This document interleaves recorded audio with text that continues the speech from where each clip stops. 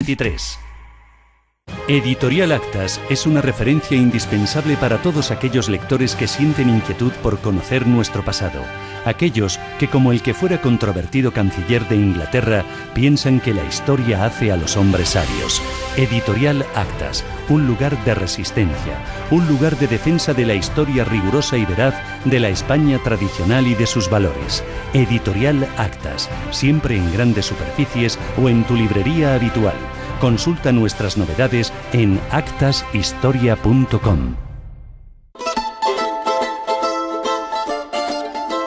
Pues estamos de nuevo aquí entre Viajes y Fogones, y uno de los espacios que más esperan nuestros oyentes es el espacio dedicado a la cultura. De la mano de Editorial Actas, hoy tenemos a Alejandro Rodríguez de la Peña, autor del libro, entre otros muchos, de Los Reyes Sabios, Cultura y Poder de la Antigua, Tardía y la Alta Edad Media.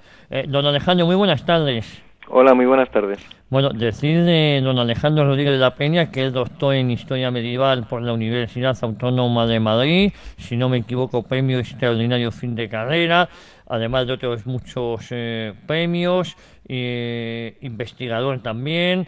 También ha estado vinculado como research asistente en la Universidad Católica de Nimega, Holanda, ¿lo he dicho bien? Sí. Desde el 2002 es profesor de Historia Medieval en la Universidad CEU San Pablo de Madrid, ha sido vicerrector de investigación en esta universidad y director del Colegio Mayor Universitario San Pablo, y es coautor del libro French Virtues in the Middle Age. Esto sí que lo he dicho fatal, ¿verdad? Bueno, más o menos. Del 2007, y autor de numerosos artículos de investigación en revista española e internacional en torno a la teología, política medieval y cronista latina. Importante, en principio, la idea de unos gobernantes patrocinando la cultura y las artes, objeto de su libro, no parece muy asociada en la mentalidad popular de la Edad Media, sino más bien del Renacimiento, ¿no? ¿Cómo se justifica un libro de casi 1000 páginas sobre el mecenazgo cultural de los reyes en la llamada oscura Alta Edad Media? Pues bien, la realidad es que ese mito sobre una Edad Media oscura no se corresponde a la realidad histórica, y que en efecto uno puede escribir libros y podría haberse hecho muchos más libros de los que ya se han hecho sobre monarcas, patrocinadores o mecenas de la cultura, porque la lista que yo tengo, y solo he estudiado una parte hasta ahora, supera el medio centenar de gobernantes que patrocinaron el arte, hicieron algún tipo de mecenazgo cultural o crearon instituciones científicas, educativas, patrocinaron la publicación de libros, financiaron científicos. Insisto, la lista es muy larga y desde luego es uno de los argumentos para rebatir la idea de que la Edad Media es oscura o de que el Renacimiento italiano fue el que comenzó el fenómeno de los políticos patrocinando la cultura. Don Alejandro, muy buenas tardes. Pache Junquera le saluda. Hola, buenas tardes. Entonces, ¿en qué medida el Renacimiento italiano fue algo original? Pues lo fue solo hasta cierto punto. La mayor parte de los historiadores pensamos hoy día que es el último de una serie de renacimientos medievales que comienzan con el carolingio, el de Carlomagno, continuarían con el otónida, luego el renacimiento de las catedrales, el del siglo XII, el de Alfonso X el Sabio y otros muchos, ¿no? El renacimiento italiano es un renacimiento en el fondo medieval que continúa y completa un proceso de recuperación de los clásicos de la antigüedad que comienza ya en el siglo VIII, IX, y que etapa a etapa, primero recuperándose, por ejemplo, las ciencias en el siglo XII, luego las formas artísticas, el derecho, paso a paso se fue recuperando todo ese legado de la antigüedad que se había perdido en la época de las invasiones bárbaras, y que en ese sentido, por ejemplo, por dar un dato solo para los oyentes, el 95% de los manuscritos de la antigüedad ya habían sido estudiados y copiados antes del siglo XIII.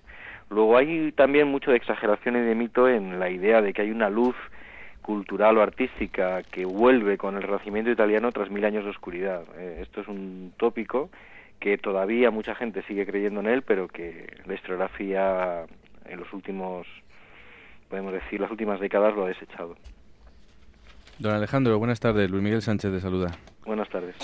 Otra cuestión que se plantea es la de la relación de la Iglesia y el cristianismo con la cultura y la ciencia. ¿Fue la Iglesia medieval tan oscurantista como se pinta?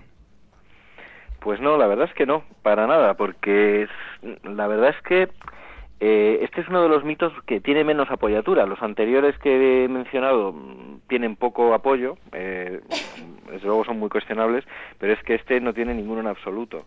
Si uno coge la labor de la Iglesia en la Edad Media en el campo cultural, científico y artístico y lo elimina, queda entonces sí que queda en una época oscura, porque no habría apenas nada. Hay que tener en cuenta que durante casi 700 años las únicas personas que sabían leer y escribir o que tenían estudios de algún tipo eran clérigos o monjes. Que el 95 o 100, casi por decir el 100% de las matemáticas, la astronomía y en general las ciencias en el mundo medieval la desarrollaron y llevaron a cabo miembros de la Iglesia. La universidad es una idea de la Iglesia. La universidad nace en el siglo XII como una institución eclesiástica creada por clérigos. Los ejemplos se podrían agotar hasta el infinito, pero en esencia, aquí cito un historiador británico muy célebre llamado Dawson, se puede decir que si la ciencia y la cultura no desaparecieron en la Edad Media y pudieron luego tener un retorno a la época de esplendor que se perdió con la antigüedad, incluso superándola, porque no hay que olvidar que las ciencias medievales del siglo XIII-XIV en muchos campos son superiores a las del mundo grecorromano, por ejemplo en el campo de la medicina, la geometría, las matemáticas, la astronomía, fue gracias a la Iglesia. Si la Iglesia no llega a hacer toda esa labor cultural, no habría habido renacimientos, no habría habido una recuperación de las ciencias, y desde luego Occidente, Europa, no habría superado al mundo islámico o al mundo chino como hizo a partir del siglo XIII-XIV, lo que luego hizo posible el descubrimiento de América o las exploraciones geográficas del globo. Don Alejandro, ¿en qué consistía ser un rey sabio y qué significaba, sobre todo, qué significaba entonces ser un rey sabio? Pues tenía una doble dimensión. La palabra sabio, ya desde la época antigua, esto es una idea de Aristóteles y Platón que los autores medievales recepcionan. Ya desde el mundo antiguo digo, lo que se ve es que sabio significa dos cosas. Por un lado, una erudición libresca, una especie de bibliofilia, lo que hoy llamaríamos tener una cultura, pero también se daba una segunda acepción que era una, ¿cómo decirlo?, una prudencia personal, un saber hacer, una profundidad de pensamiento y de experiencia vital que en muchos casos se confundía con lo que era la figura del santo o, en el caso del mundo antiguo, del filósofo. La idea del buscador de Dios, el buscador de la verdad, como una persona con una profundidad de corazón y de alma. Luego no era solo un erudito, era algo más. Y muchos reyes intentaron encarnar esta doble sabiduría, la prudencial y la erudita. Y algunos lo consiguieron. Ya he dicho que la lista es muy larga, pero creo que no hay tiempo para hablar de todos ellos, pero en cualquier caso muchos creo que lo consiguieron. Háblenos de algún monarca sabio que destacaría usted de los que ha estudiado. Pues si tuviera que elegir dos o tres solo, por el tiempo del que disponemos, uno desde luego sería Carlomagno, que a pesar de que en su juventud era analfabeto, acabó siendo un monarca bibliófilo, reunió una biblioteca, patrocinó las artes y las ciencias.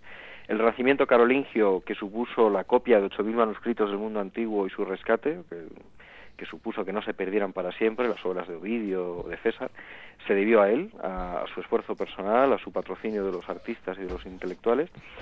Otro sería, sin duda, Alfredo el Grande, el rey de Inglaterra, y que es otro personaje con una riqueza intelectual y política interesante, pues estoy eligiendo monarcas que además fueron exitosos como políticos, es decir, que no fueron intelectuales en su torre de cristal.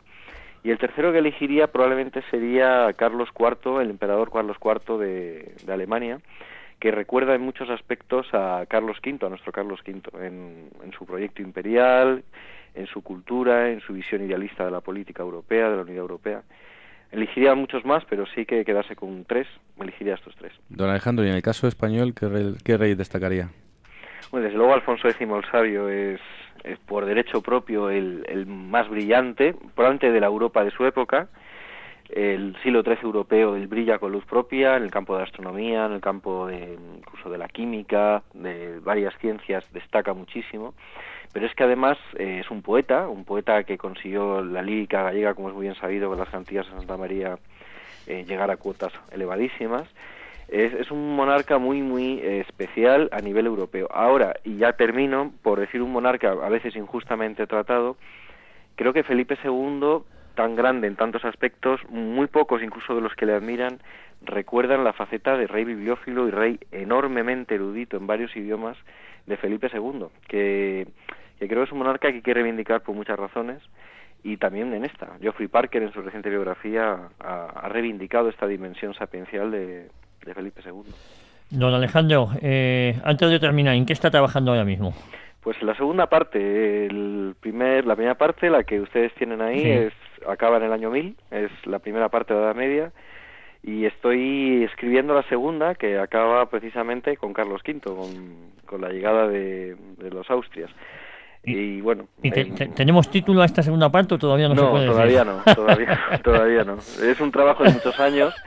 Los Reyes Sabios, el libro que estamos comentando, me llevó casi 10 años escribirlo, pues este va a llevarme parecido, me entero. Bueno, han sido 10 años bien invertidos, porque libros como estos son necesarios para conocer nuestra historia, o para conocer la historia en general, pero sobre todo esta historia tan desconocida que es la Edad Media, ¿no? Eso espero. Y ponerla en su sitio. Pues don Alejandro Rodríguez de la Peña, muchísimas gracias por haber participado hoy entre viajes y fogones, y nos escuchamos pronto, espero que no 10 años, ¿eh? Espero que no. Muchísimas gracias por la invitación, buenas noches. Muchísimas gracias, buenas noches.